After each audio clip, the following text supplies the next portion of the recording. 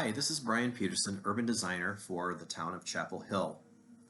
This is a talk on the review of preference images for the workshop that was held a few weeks ago. This was all done during the process of reworking the future land use map, and we had a session with some council members and a few folks from the CDC in which I presented a review of comments that the council members made in regard to these character images as part of an earlier exercise, and then touched a little bit on what they meant as far as concepts of urban design. So I've broken up the presentation into two segments.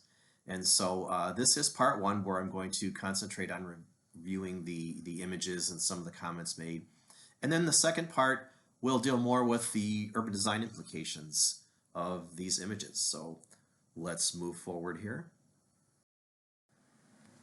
So what we're going to see are the images that the council members saw. These were given to them as handouts, and they were able to write comments about them.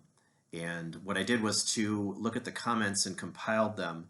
So these don't represent every single thing that was written, but sort of the main themes. And typically what's going to happen is you'll see the images, and then on the right side there's a column here where in green I've listed what people liked about them, and in red what was not liked. And so we're going to start off here with the category of townhomes and residences. And in the upper left we see this streetscape image here along a row of urban houses, townhomes. And what was really liked in this slide was this sort of great green space here, the trees, the sense of this being sort of a very welcoming environment, and you can read each unit's entrance, sense of individuality. And we see some of that in this image too on the right. This is a series of small single lot family homes. And what was appreciated about these is that there's some kind of differences between them. They're kind of similar units, but you can kind of tell that each one has its own character to it. And you could also tell that there's a front door, so everybody's house is easily identifiable. Now down here, we did see that that's true of this. This is a duplex unit, but there was a comment here that the building just overall is just kind of dull. And this image is of a duplex, and again we see the clear articulation of the entry. People like the porches, and this is an example of a building type that you see in older cities. It's sometimes known as a manor house, and that's a large building that's actually several different units, could be 2 to 4 units, but it kind of looks like a big house when you look at it in totality. So here we have multifamily residential buildings. This image is showing a streetscape along a residential row of homes, and the comments here included liking this whole transition, a gracious sort of way to enter into the building.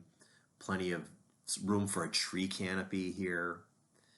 This was a less liked image. This is a multifamily building, and comments included that there's no lack of, or there is a lack of a corner identified here.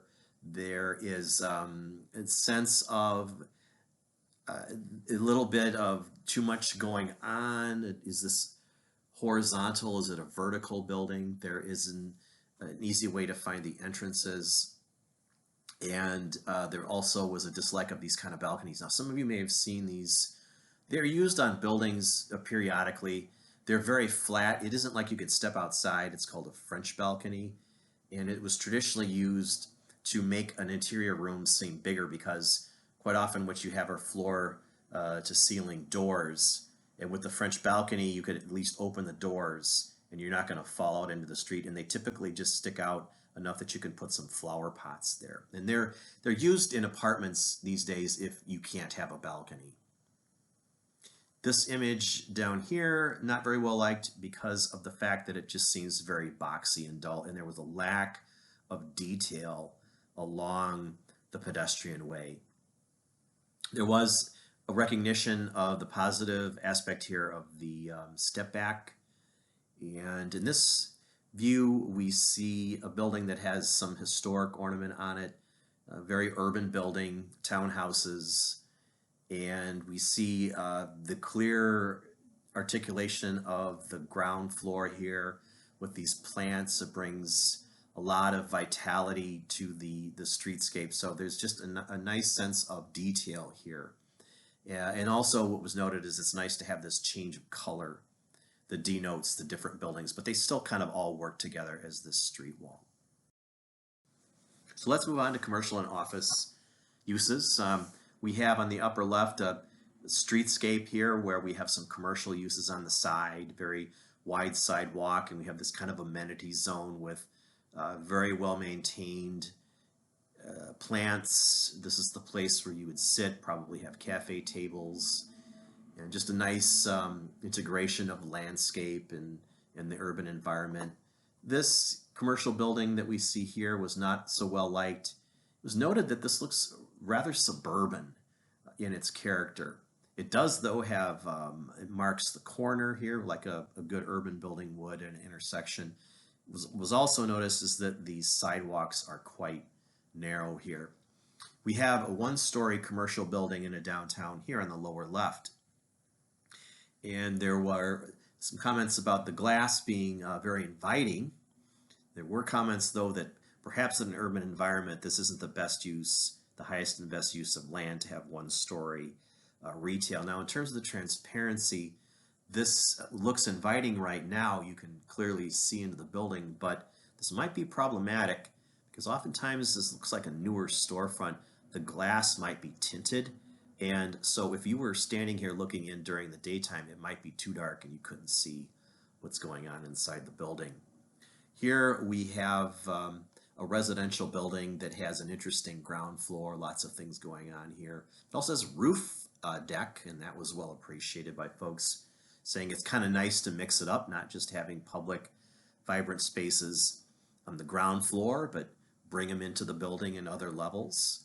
But the facade was judged to be kind of boxy and boring and not really very interesting.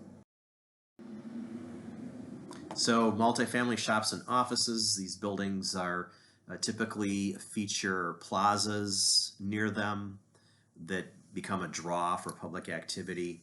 And on the lower right here, we see an image of a public place that was very well liked in terms of the liveliness of what's happening here.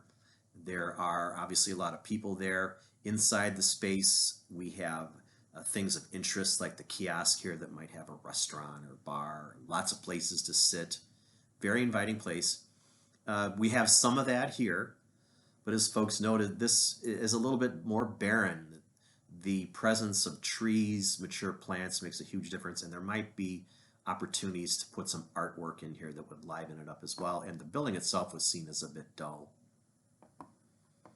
Same comments might be made for this image as well, that it was noted that it needs to have more green. And this is an image that just didn't generate a lot of love. The comment was not a fan. And the building sort of has a very kind of, again, a suburban look to it.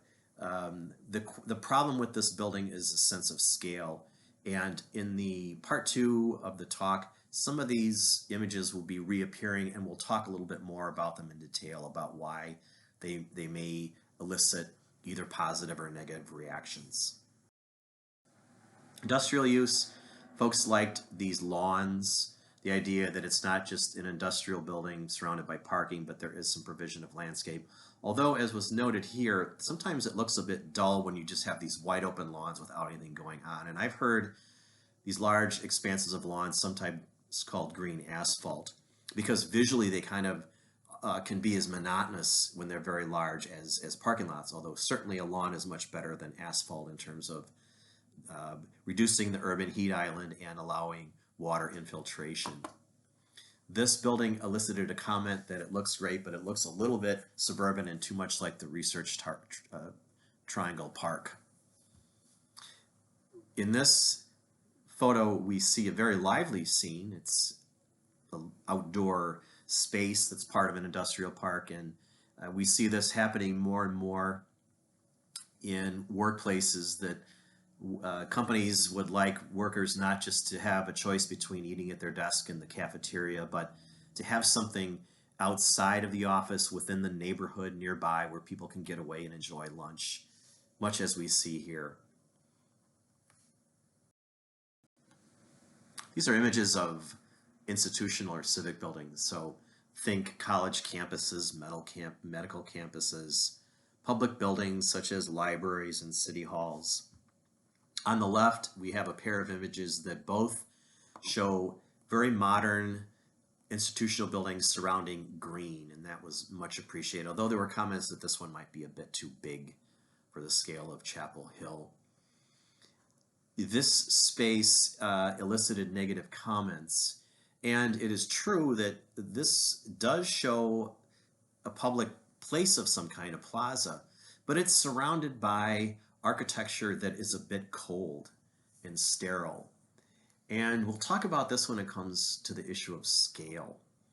And what we see is a parking garage.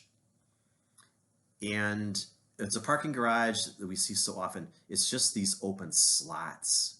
They're kind of very dead looking openings. We know exactly that there's nothing of interest here. Now, parking garages can be made to be good neighbors and to be good parts of urban environments, but this one is not. This building has a problem too, in that if we go into the space, we kind of expect to be welcome into this building because it seems like there must be a lobby or something here. But the glass is dark. Glass itself can be a problem because it lacks scale. When you get up to it, sometimes it can be not very inviting, so you have to be very careful with how the glass is actually detailed at the base of a building. Now, gathering spaces in parks, this is our final category. What was interesting is that folks found that they liked these images because they're not only green spaces, but they have plazas, they have little buildings, they have things in them that attract people for activity. So it's a mix of green and civic space all in one thing. This image is showing just a sort of large recreational open space area. It was noted that perhaps that's just too grand of scale for what might be possible in Chapel Hill. Now over here, we have a walkway that looks to be a pedestrian passage along a greenway or something of that nature. It has this really soft and inviting kind of layer of plants. This looks like it might be a rain garden or stormwater feature of some kind.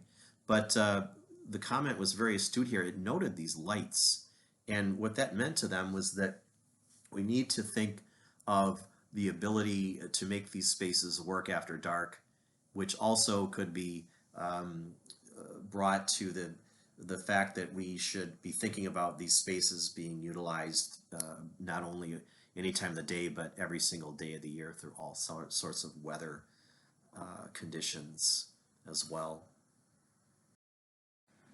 So that wraps up our review of the preference images, and I invite you to join me to pick up on this discussion in part 2, which will review the images in light of some urban design concepts that are fundamental in making for great people spaces. So again, thanks so much, and look forward to seeing you in part 2.